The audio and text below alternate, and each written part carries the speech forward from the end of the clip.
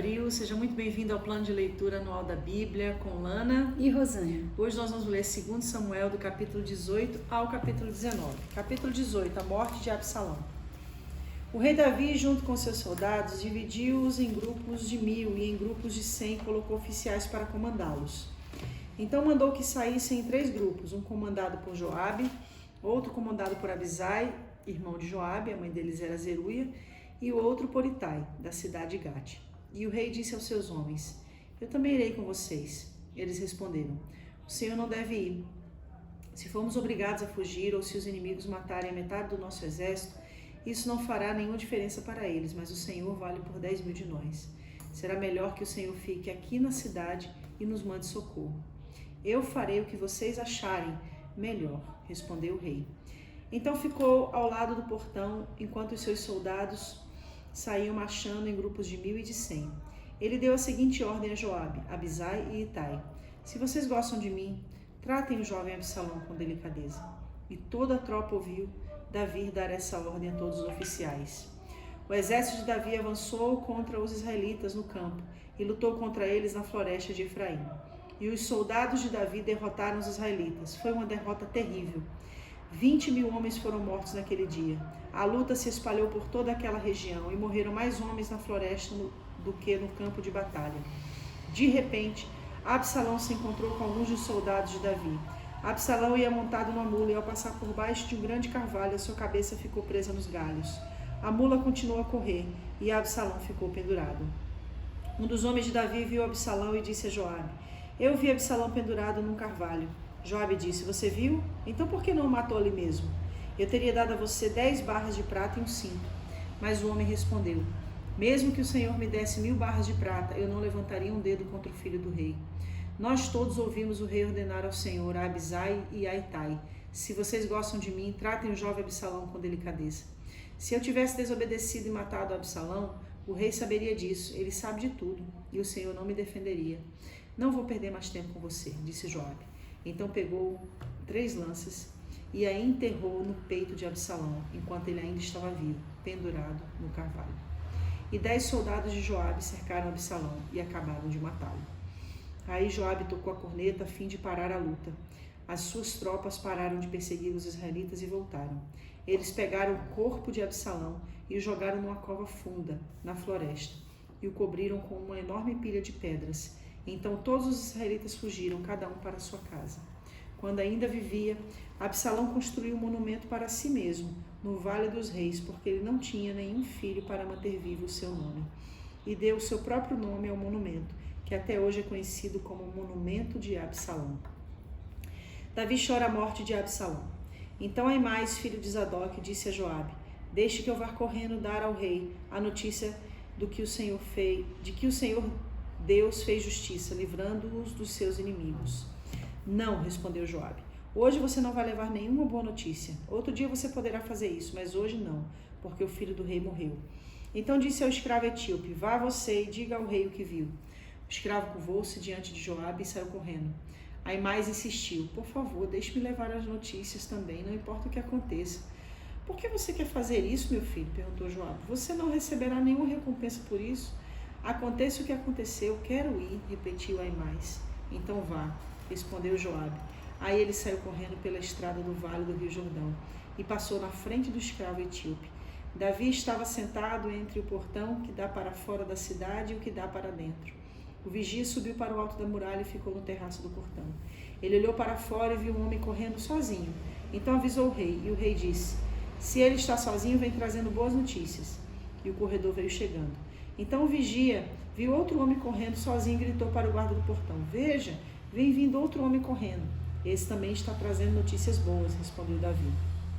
O vigia disse: Pelo jeito de correr, o primeiro homem deve ser Aimás, filho de Zadok.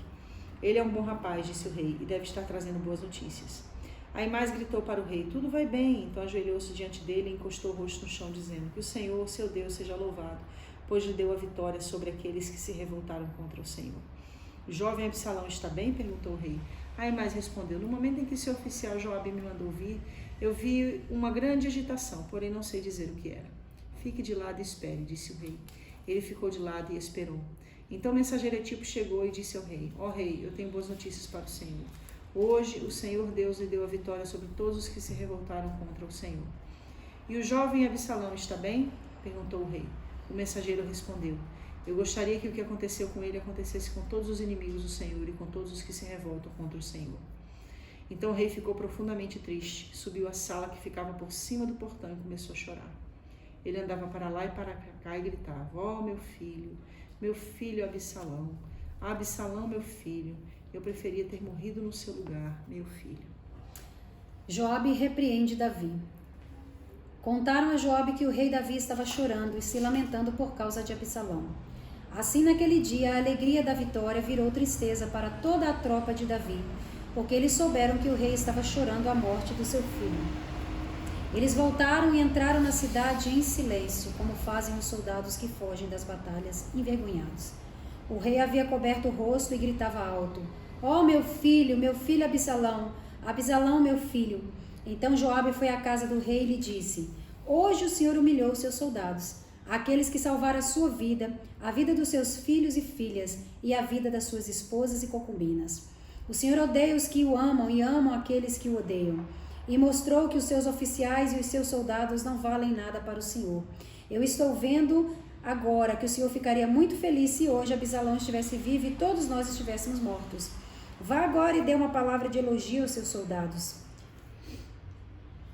Se não fizer isso, eu juro em nome de Deus, o Senhor, que amanhã de manhã nenhum deles estará do seu lado. E esse seria o pior desastre de toda a sua vida. Então o rei se levantou e foi sentar-se perto do portão da cidade. Os seus soldados souberam que ele estava lá e se reuniram todos em volta dele. Davi começa a voltar para Jerusalém. Enquanto isso, todos os israelitas tinham fugido, cada um para a sua casa.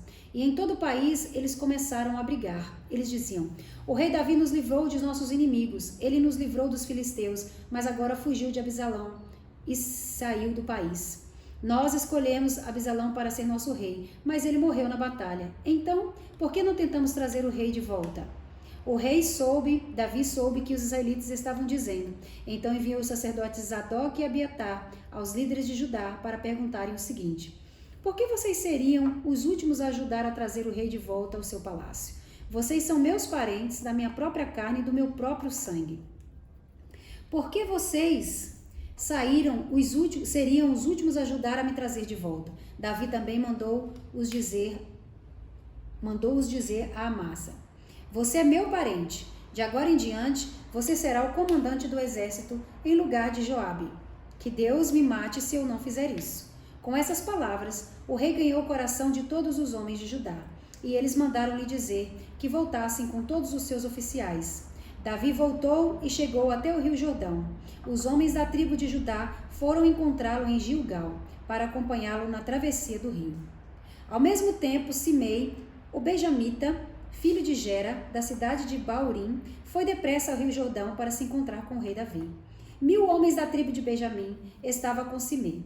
Também Ziba, que trabalhava para a família de Saul, foi ao Jordão com seus 15 filhos e 20 empregados. Eles chegaram lá antes do rei.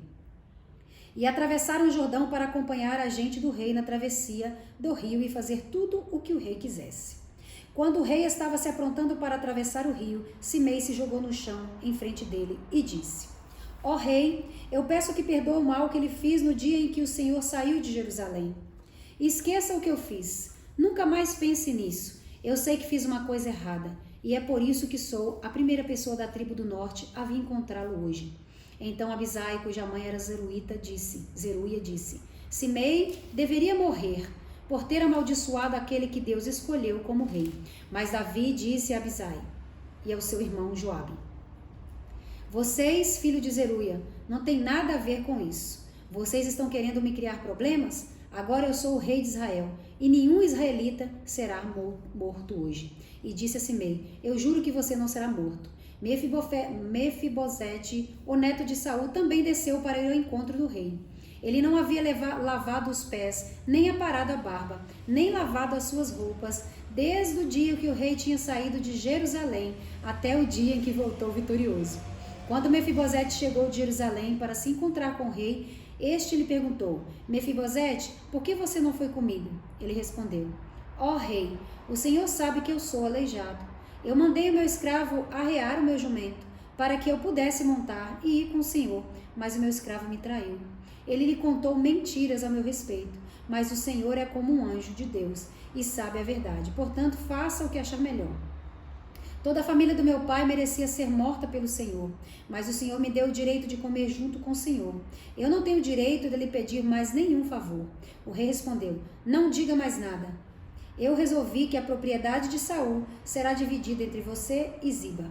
Que Ziba fique com tudo, respondeu Mefibosete. Para mim é suficiente que o Senhor tenha voltado em paz para casa. Barzilai, da cidade de Rogelim, que ficava na região de Gileade, também tinha vindo da sua cidade para acompanhar o rei na travessia do rio Jordão. Barzilai era bem velho, tinha 80 anos de idade, era muito rico, e quando o rei esteve em Manaim, ele o havia sustentado. Barzilai, disse o rei, venha para Jerusalém e fica comigo, que eu o sustentarei. Então ele respondeu, eu não vou viver muito mais, por que iria para Jerusalém com o Senhor? Já tenho 80 anos e não tenho prazer em mais nada. Não sinto gosto do que como ou bebo e já não posso ouvir a voz dos cantores. Eu seria somente um peso para o Senhor. Não mereço uma recompensa tão grande como essa. Eu irei com o Senhor só até um pouco depois do Rio Jordão. Deixe-me voltar para casa e morrer perto do túmulo dos meus pais. Mas aqui está Quimã, o meu escravo. Leve-o para o Senhor e faça por ele o que achar melhor. O rei respondeu, eu o levarei comigo e farei por ele tudo o que você quiser e farei por você qualquer coisa que me pedir. Então Davi e toda a sua gente atravessaram o rio Jordão. Ele beijou Barzilai, ele deu a sua bênção e Barzilai voltou para casa. Discussão entre Israel e Judá. O rei atravessou o rio acompanhado por todos os homens de Judá e pela metade dos homens de Israel. Dali foi para Gilgal e Quimã seguiu com ele. Então todos os israelitas foram e disseram a Davi, ó rei, por que é que os nossos irmãos, os homens de Judá, se acharam com o direito de trazer o Senhor e a sua família e a sua gente para este lado do rio Jordão? Os homens de Judá responderam, nós fizemos isso porque o rei é nosso parente. Será que isso é razão para vocês ficarem zangados? Será que o rei pagou pela nossa comida ou nos deu alguma coisa? Os israelitas disseram, nós temos 10 vezes mais direito sobre o rei Davi do que vocês, embora seja seu parente. Por que é que vocês fizeram pouco caso de nós? Afinal de contas, nós fomos os primeiros a falar de trazer o rei de volta.